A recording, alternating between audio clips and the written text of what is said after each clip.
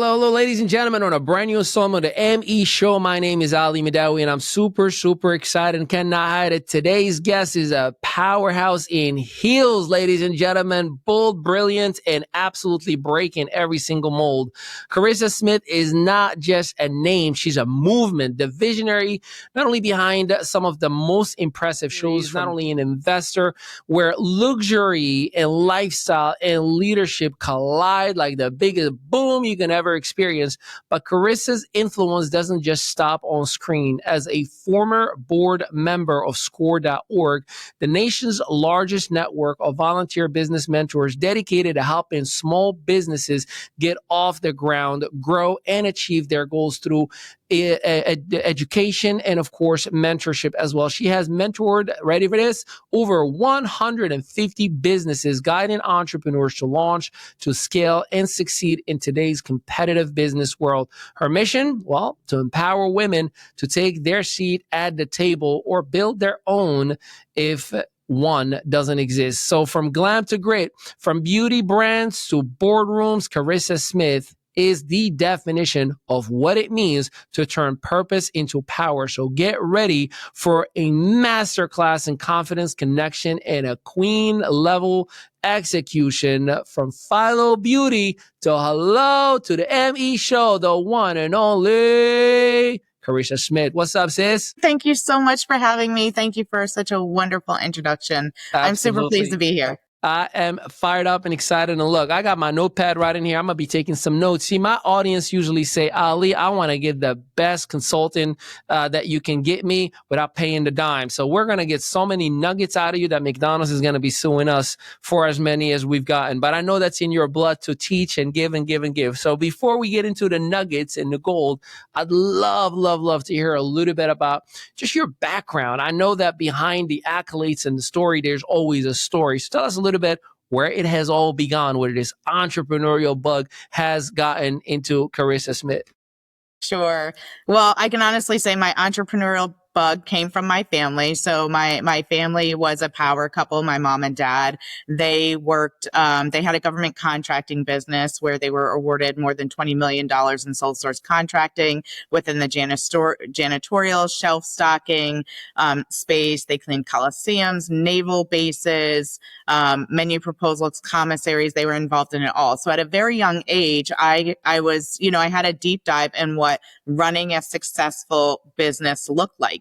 And within my background, you also mentioned SCORE. So my parents were the byproducts of score.org that helped them through mentorship back in the 80s when they were starting their company. And so that was really my first, my first deep dive into business. Then my degree is in business and marketing, and my executive master's is in international business and global strategy. So I've certainly learned a lot there, but my background, after I graduated from school, I started working in the insurance and financial services industry, selling at first, but then, leading people and leading business owners. So I've led over, just when I was in North Carolina with my financial service company, I led over 30 CEOs at the same time. So in essence, I was a COO for 30 CEOs at a time. I was, managing over $100 million and 240 staff people, underneath me. And then I segued over to the DMV area, the DC, Virginia, Maryland area, where I was then over 3 states, over more than 150 CEOs. The difference was I was just guiding the senior leaders leading the senior leaders that were leading the business owners. So, that's kind of a tongue twister. But so I've been exposed to business my entire life, and on top of creating businesses and investing in businesses. That's amazing. And are you still involved with your parents in terms of engaging in the business conversation? Are you working together, or kind of are they doing their own thing and you're doing your own? Yeah. Well, great question. So no, unfortunately, so my dad passed away Thanks, many so years rest in ago when I peace. was in college. I appreciate that.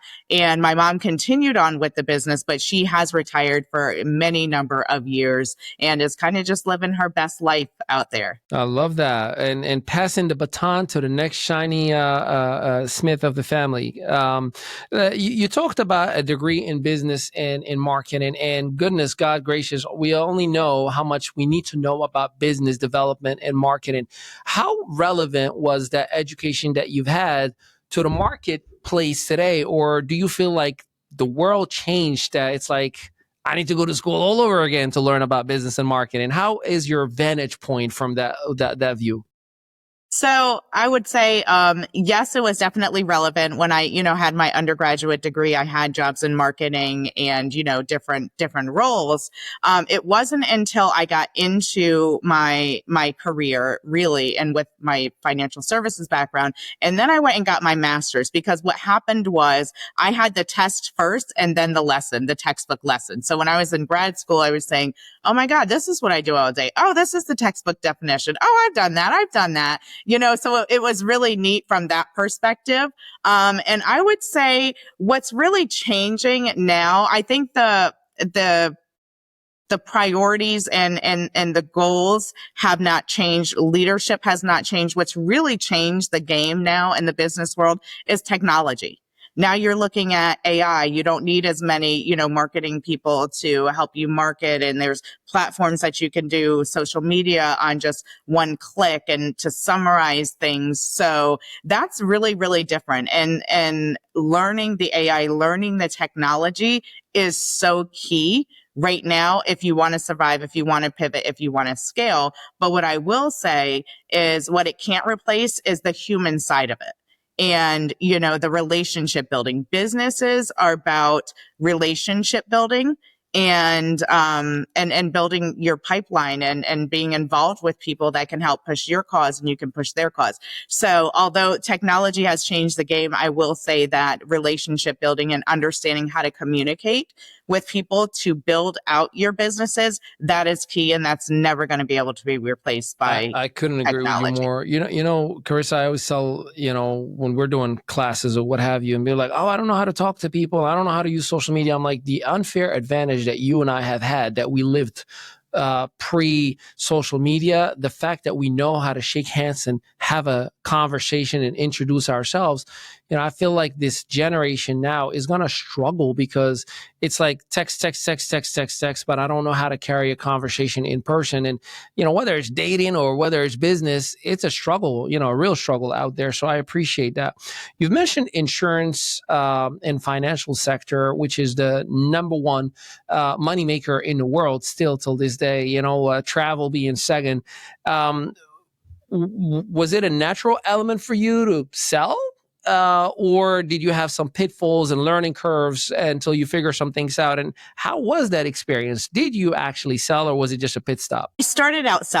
I started out selling life insurance and it was very reluctant that I started doing it. And I committed to it because I felt like that could be a career. And I had just been laid off 2 times within a year and I was pregnant with my son at the time. So I felt like I needed a career. And so I decided to dive deep into it. And I did start by selling.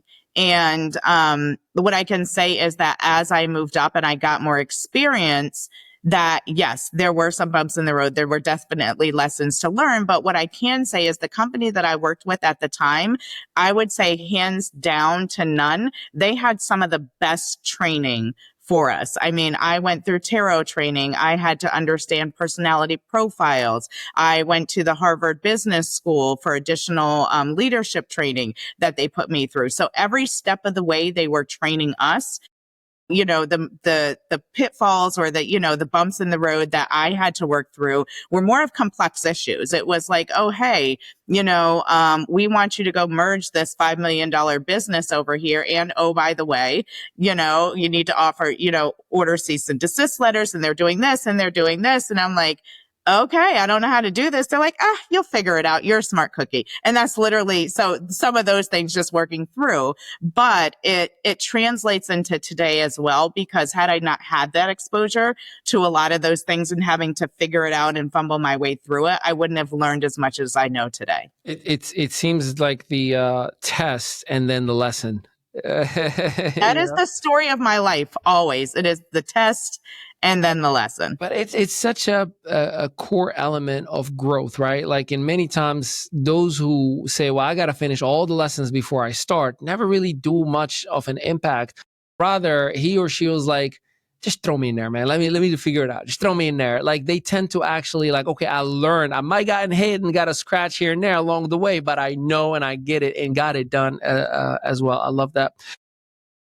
Oh, to 30 CEO doing $100 million run and then managing 250 staff members. I got 6 companies that I sit on a C-suite of, and I run and operate with staff. And I think sometimes, like, what did I sign up for?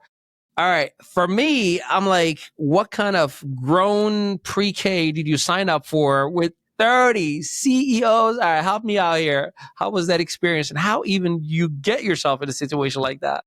Well, I was kind of thrown in it. That's what they told me that I was going to do and where I was going to go. But for me, I learned how to deal with different personalities. And because every business owner, such as yourself, we don't report to other people. So I can't even really say that I manage them. I have to say that I collaborated with them. And that, going through those experiences, was where I learned influence without authority, because I couldn't say, hey, Mr. John, you're not doing this, so I'm going to fire you. I can't do that. I need you, and you own this business here. I have to figure out a way to work with you and collaborate with you so that we both win. And a lot of what that looked like, and this was the very hard lesson that I learned, because I had my numbers and I walked into one office and I said, hey, we're going to go over your numbers, your annual plan. And they literally took the paper, they threw it back in my face and said, I am not doing anything with you until you find me this amount of money where I can deduct, because that's going to equate to $100,000 bonus. And so I, with my tail behind my leg, between my legs, I took that piece of paper and I set out to go find it. And once I did that, I built such a strong relationship with this person, which, had a light bulb go off in my head. So what I started doing from that day forward was, whenever I met with a business owner, or even anybody today, I go in there as, who are you as a person? How can I help you? What are you trying to achieve? How can we collaborate? Not going in saying, this is who I am and I want this, this, this, and the next. It's going in and building a rapport, because I find that when you are able to help people move challenges out of their way, that frees them up for more time to, one, spend with me, but then they look at it saying, okay, she's not just in it for herself. She truly cares and wants to help me.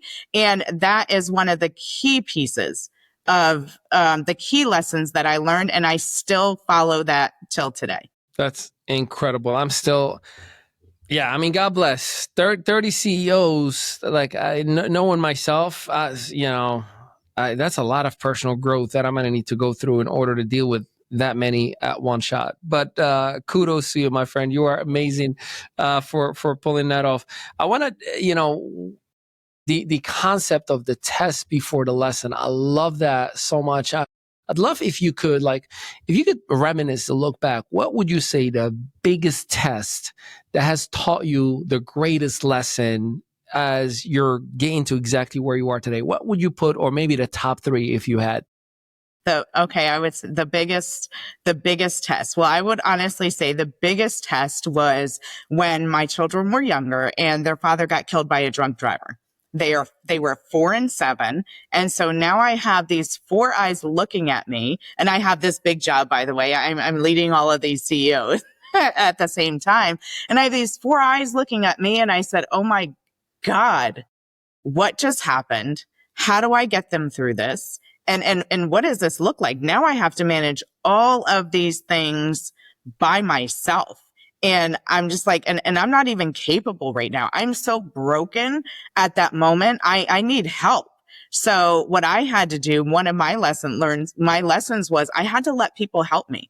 And because I was always that person that says, I'm thrown into things, go figure it out. Okay, well, I'm going to go figure it out. That's just what I do. But that was one of those times where I couldn't figure it out by myself. And I had to allow other people into my personal life to help me and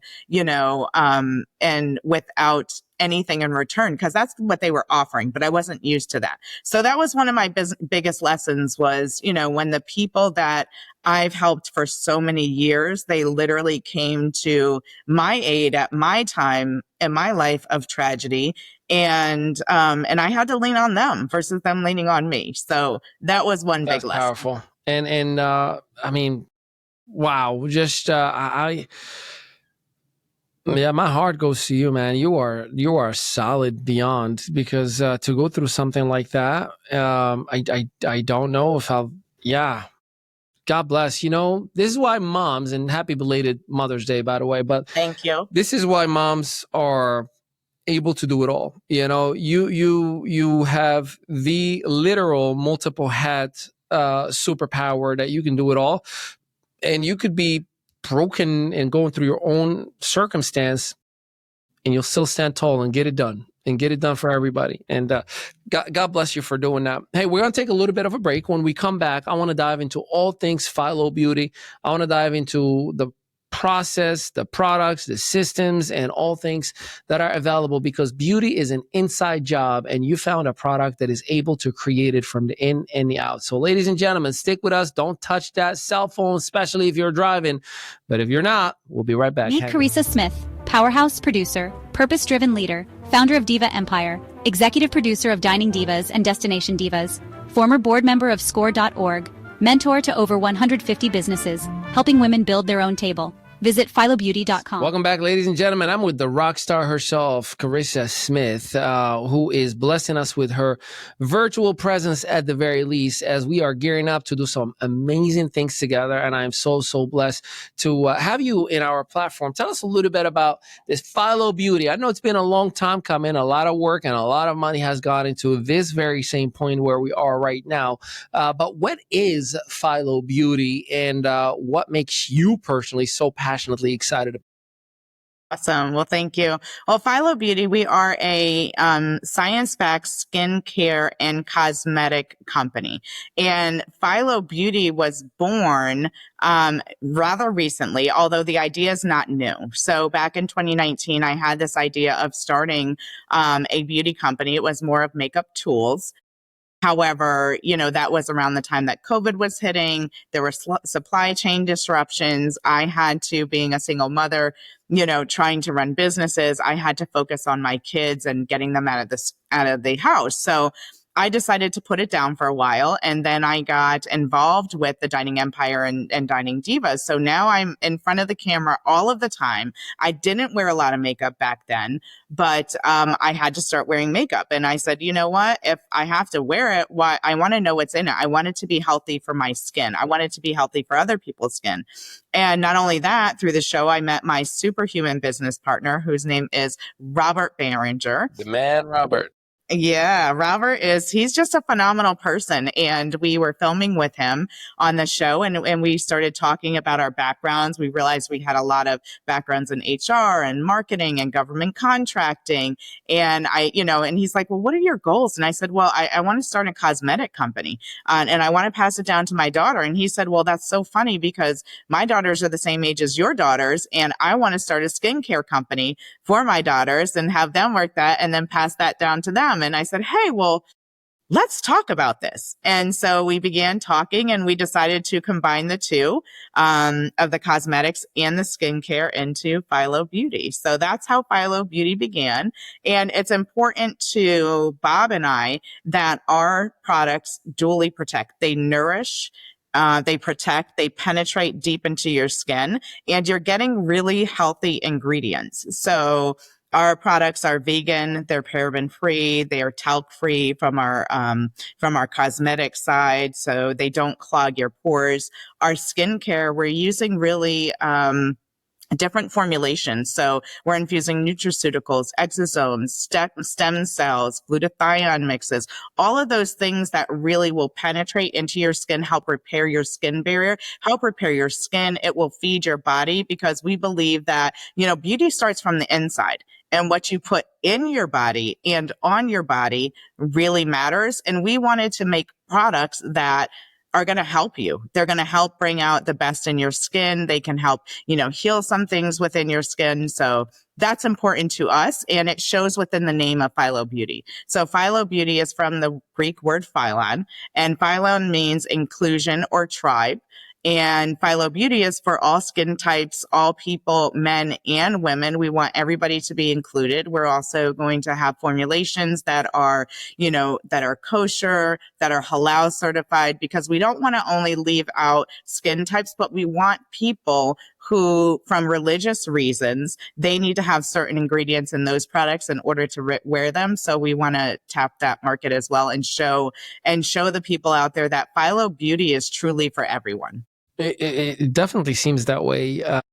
It's interesting to me that the cosmetic industry as a whole is so big, and there's so much, let's just say, unhealthy makeup and cosmetics that are out there.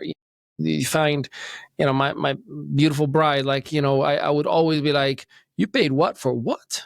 You better, and she'll give me like this whole mini seminar in 2 minutes as to why it's important, and then I'll think about some other times where my mother back in the day would just go to any like small shop and get anything that would look good. And then all of a sudden she's got like an eye this big the next morning. And I'm like, what's wrong with you? She's like, I don't know what I did to my eye, so I understand.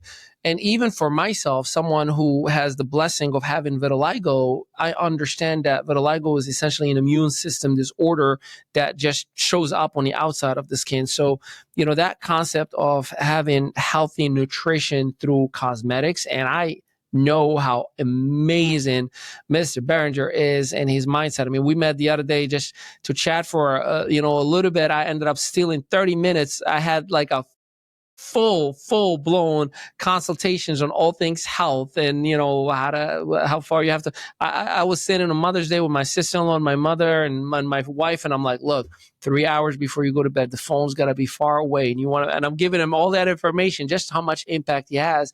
So to see that mindset and that cultural passion inside an actual product, it does speak a lot of volume itself, especially when you hear stem cells and everything that you're bringing to it.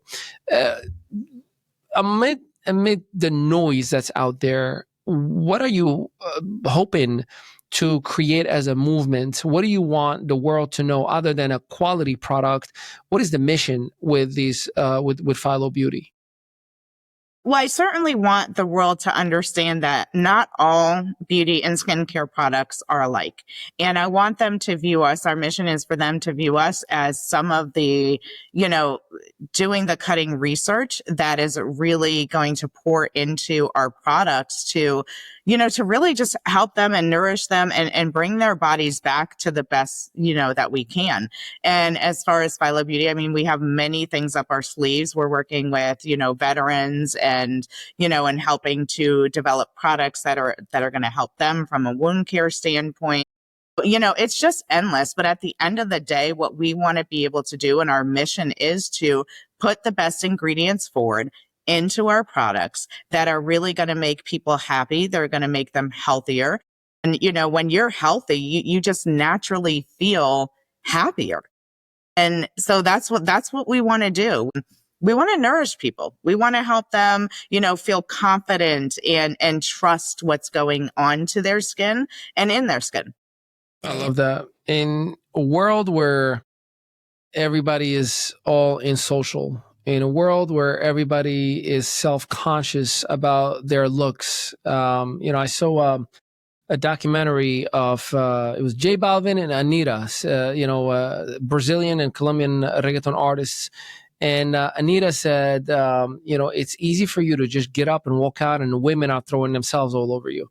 But for me as a woman, if I walk out without having a perfect makeup, perfect outfit, perfect this, perfect that, I'll be critiqued and criticized and butchered everywhere. So I know how hard it is for a woman to feel her best without having to, kind of compromise.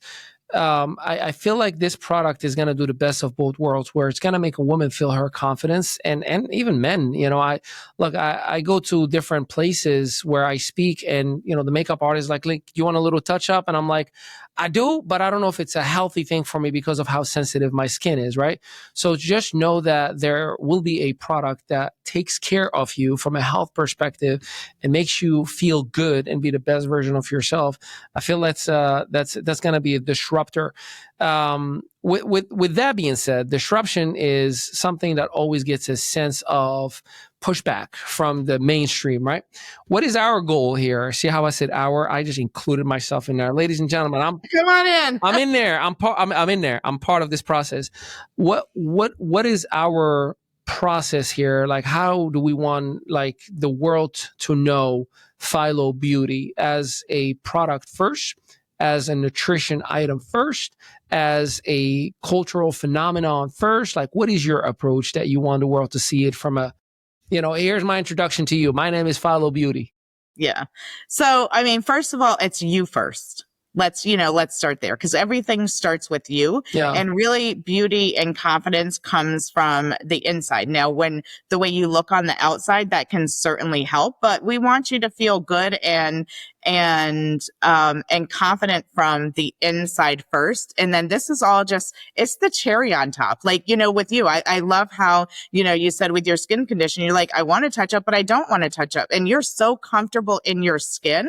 And, it might not look like everybody else's, but everybody else's skin is different. And I think that is one of the most compelling things. So we want to start with the people first. It's really about you. And then, what do you feel comfortable about? And how we're disrupting this industry is we are literally working with some of the top scientists in the world that have, worked for, cancer research, and they're brilliant science, some of the top ones in the world, and they're just brilliant out there, and they have all of these ideas. And our commitment to everyone that wants to purchase our products is that we are not just making this stuff up. When I say science backed, I mean science backed, where we can bring in these scientists. And if there's, eventually we want to get to the point where if there's a skin condition and it is so sensitive that we specifically can manufacture the product, that's going to be the best fit for that skin situation. I love that. And I want to hit on something, because especially when you talk about documentation,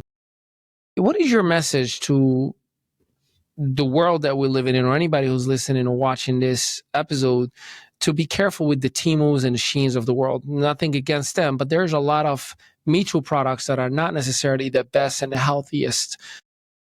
I know, again, just common sense, right? When I hear, oh my God, I bought all this foundation and all this stuff and it was less than $20, I'm like, I don't know if that's a good or bad thing, so what is your message to today's generation about be very, very careful, I guess, what you put on your face or on your skin, and don't fall in the trap of the dollars? Sure. I can say that when it pertains to that is, one, knowing your skin type, what it reacts to, and then being aware of the ingredients that are in the product. So I'm not going to say, Temu or Shein that they have crap products, because they actually, it's a sourcing mechanism. You're going direct to manufacturers, which is why the costs are so low, and people might see that as a scam, but you're getting things directly from the manufacturers. So I'm not going to say that, they're good or they're bad. I'm saying you need to understand your skin type, what works best for you. And the way that you can have checks and balances on that is by looking at the ingredients. And if you feel like those ingredients are not going to go well for your skin, then don't order them. I love that. And I would assume that Philo Beauty is going to have some sort of process for the individual to identify their skin type. Yes, that is definitely coming in the future. We plan on integrating that with technology for you guys, for people to be able to do that from our website. But it is definitely will be coming soon in the We future. call that a layup, ladies and gentlemen. In the world of marketing, we call that a layup. That's what that is. Hey, I want to dive into one last piece that being a, again, and I'm an advocate because, and I think we share a couple of projects together. I'm an advocate of the Diva network and the ladies that are within the Diva. My wife is a woman. My mother's a woman. My sister's a woman. My daughter is going to be a woman who's a girl right now. So it's very, very important for me to not only have equity, not equality, like equity, right? Like equality is such a gray area, right? Like, like just let me earn it, with the equity that it deserves. And being a woman, being a pregnant in the workplace, do you feel like there are some disadvantages? Do you, and I bring this just because it's 2025 and it's time for ladies to kick ass and do what they do best, right? The whole old, heads in corporate C-suites who are just in control of like that, those days are over. Was there at some point that you noticed like, hey, things used to be unfair, or things for you, I had to fight to earn my stripes, or nah, life is good, we got this? What do you see it? I'd say yes. There were times in my career that I had to, I had to fight to get ahead, but I can't necessarily say it was because of politics. I mean, it is just, you have to earn people's trust. That's what it boils down to. No matter what you're doing, where you're going, or who you're interacting with, it's earning people's trust, and you have to fight hard. You have to prove yourself, to earn people's trust, and then things start, really snowballing in a good direction from there. So yeah, I've had times where I've had to fight really, really hard. There were some things that I said are not fair, but I also think you have to advocate for yourself. For me, when I saw things that I didn't think was fair, I would directly go to either a boss or an executive and say, well, what's going on here? I don't think this is fair. I feel like I'm qualified, but they got it. And then when they break down the reasoning for me of why I didn't get it, it wasn't stupid reasoning. It was things that I needed to polish myself on. Yeah. So then I set out to educate myself and polish myself on the things I wasn't polished enough to be able to get to where I wanted. So hard work is also, in there. And then I think when you mentioned the comment of, women and being present in the workplace, really what a workplace boils down to is the thought leadership. Who is the leader at the top? What is their thinking? What is their mindset? And if you're not agreeing with that, and you're not agreeing with, the way the company is run, or you don't feel like you're being treated fairly, maybe it's time to seek something else out. But it really, it starts at the top. The absolute boss move right there. That's called ownership, ladies and gentlemen, right? Awesome stuff. We're going to take another break. And after we come back, I want to know in the comment, how much did you love that website? How much did you love that quick sizzle video that you just watched? Because we're going to dive into the vision and that amazing genius brain of Karisa Smith. So stick with us. We'll be right back. Meet Karisa Smith, powerhouse producer, purpose-driven leader, founder of Diva Empire, executive producer of Dining Divas and Destination Divas, former board member of score.org, mentor to over 150 businesses, helping women build their own table. Visit philobeauty.com. Welcome back, ladies and gentlemen. It's your boy Ali Midawi, the ME Show. And hey, before we dive right back into the episode, remember that we are here to help you, assist you, and grow you in every single way. That's why we bring in amazing human beings like Karisa Smith and all the innovations that she and many that have been on this platform. But we want to do something special for you, because we believe so much in not only Philo Beauty, and not only Karisa Smith, and not only Robert Berenger and their vision for anyone who opts into the website itself. And we're going to do this for the first 100 people. So remember, this is for the first 100 people, just for opting into the website itself, just for entering your information. We are going to give you a 2-night, 3-day, all-inclusive, and that is beverage, lodging, and food trip to Mexico or anywhere in the Caribbean for that matter that is available. So that's 2 nights, 3 days, all-inclusive beverage, food, and lodging, so you can enjoy yourself, have a little getaway. I call them, let me sneak out of here for Friday and come back Sunday just to make it back in church, right? Those are amazing getaways. It's a value of about $1,000. This is not a timeshare. Karisa or myself or Philo Beauty does not make any commissions. We will not sell your data. This is just to say thank you very much for stopping by and letting us know that you share the vision and the value, the core values of Karisa Smith and Philo Beauty. So how you like them apples, huh? You like that? We're giving away about 100 grand worth of vacation. So it's only for the first 100 people. So make sure you get your vacation now. Thank you so much, Ali. That is so generous. And I think I might be number one because sorry, 99 left. Darn.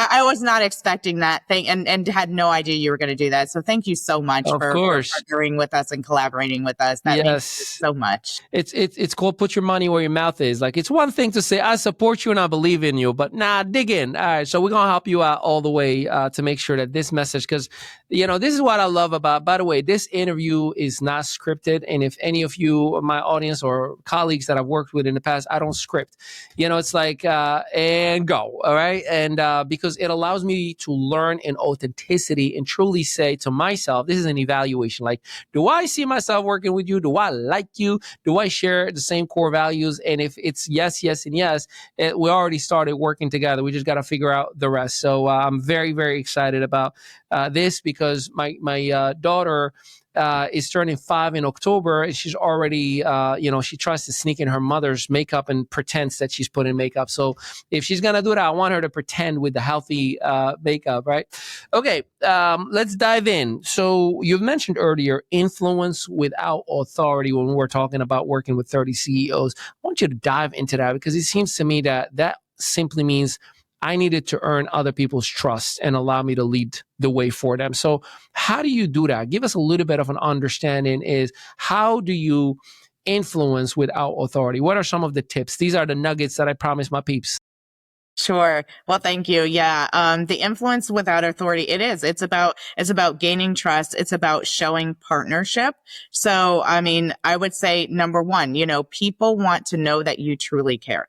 So by showing that to them, and that can look like, hey, Ali, what are you trying to achieve in your business? I don't want anything from you. I just want to understand, like, what are your goals? How can I help you? Let me see who's in, my network of connections where I can help push you forward. It's, simple things like that and just listening through. And some people, it's just like, they just want to talk through things with you. And that helps them kind of strategize on what they're doing. And they're like, wow, they gave me a listening ear. They really care. People want to know that you care about them.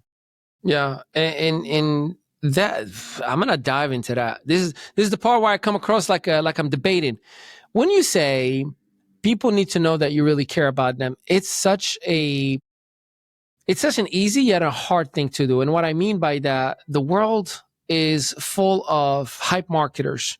It's full of strategy-based, I'm just trying to sell you something, right? So how do you feel, like, how do you identify that person really cares? Or what are some of the mechanisms other than reading How to Win Friends and Influence People and then applying everything that's in it, right? Like, how do you feel in the most authentic way you showcase to somebody that you care? Well, we all know that one of the most valuable things on this earth is time. We don't have enough of it, and we wish that we could, gain more of it. So I would say, number one, giving people the time. Number two, listening, just being more interested in them than interesting in the room. A lot of people sit there and they listen to be able to talk or, to showcase themselves, but, just sit there and listen. Ask pointed questioning. And it shouldn't be difficult if you are really listening, because you're going to pick up things, by their voice or their body language or, their facial expressions of what's important to them. And if you can actually repeat back to them or dive a little bit deeper into what you feel is important to them, where they don't have to tell you that, they're going to know that you're really paying attention and that, you really care. And when you're sitting down in front of them and you take these things, these devices that we have, and you put them down and you put them on silence. So you're not being interrupted by the technology. It is, undivided attention. undivided attention that you can give somebody when they're speaking, and and they'll give those things to you as well. I had to write that down. That's for me. Undivided attention. Because look, we're all guilty of it. I can tell you how many times I would talk to my kids and I'm on my phone, but I'm listening, right? I'm doing the oh, that's nice. And my daughter will be like, Papa, you're not listening. I'm like, yes, I am. She's like, no, you're not looking at me. And what she's asking for, like, give me that undivided attention that you just talked about. That's so powerful. Yeah. You can listen to people, and people can tell the difference when you're listening to them or whether you're hearing them. And you have to really be able to learn how to hear people and also listen. Yeah. No, without a doubt. Talk to me about your vision. Everything you've ever wanted to do, money, time is not an issue. Budgets are available for Philo Beauty. We are rocking and rolling, and it's global. And what are you envisioning? I'm sharing with you some of the things that could be, but what do you see Philo Beauty in 2 to 5 years from now? I see Philo Beauty as being a global contributor. I cannot necessarily say what that looks like right now, because prior to meeting my business partner, Bob Behringer, if I had have gone just by the vision that I had in my head, Philo Beauty would not be involved in some of these future things. So what I can say is I want us to be a global player, and the best way possible to be able to help people, to make people feel good.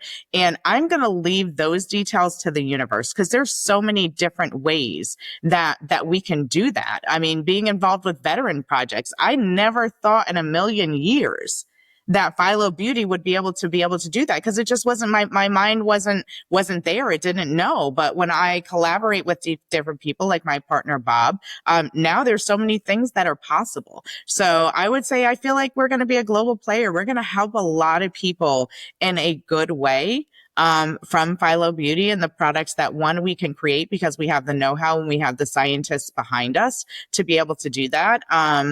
But then, and to help heal people. And that can be from medicine. It could be from equipment. It could be from so many different, avenues. So what I will say is that I'm welcome for all of it. Like, however people feel like Philo Beauty can contribute to them and help them, and they have different ideas, we're willing to listen. We're always out there, for partnerships and collaboration. Well, speaking of partnerships and collaboration, who would you say would be the ideal person to connect with right now?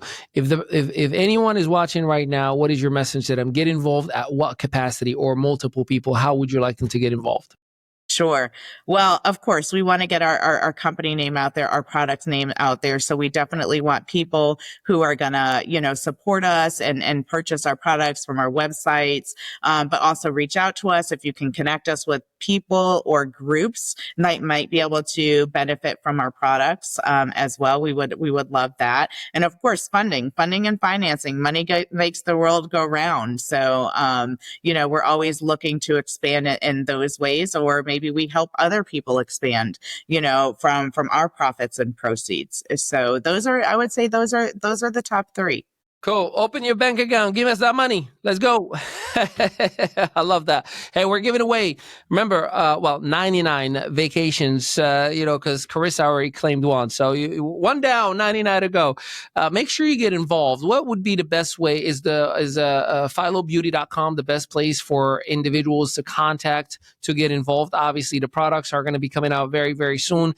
But is that the best place that you would want the right party watching this to connect with you?